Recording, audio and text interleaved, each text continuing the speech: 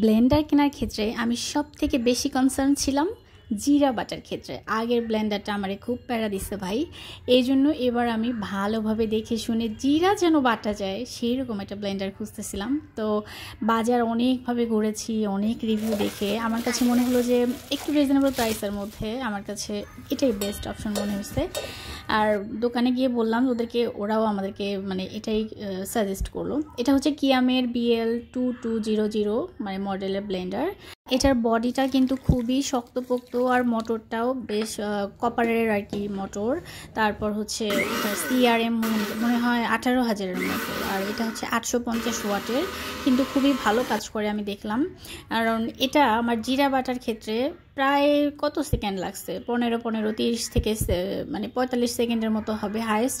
এইটুকু সময়ের মধ্যে আমার জিরা একদমই মিহি করে বাটা হয়ে গেছে। আর যদি বলি যে আদা রসুন 15 সেকেন্ডও লাগে না।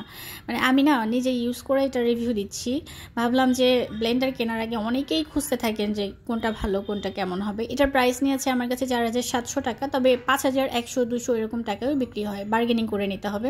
তো এই যে জিরা বাটা হয়ে গেছে, আমি এরকম একটা আইস ট্রেতে করে কিন্তু জিরা আদা রসুন এভাবে ফ্রিজে রেখে দেই। তো এটা হয় কি বের করার ক্ষেত্রে একটু সুবিধা হয়, রান্না করার ক্ষেত্রে একটা করে কিউব বের করে দিলেই হয়ে যায়। এই যে দেখেন আদা রসুন এগুলো আমি 15 সেকেন্ড করে ব্লেন্ড করেছি।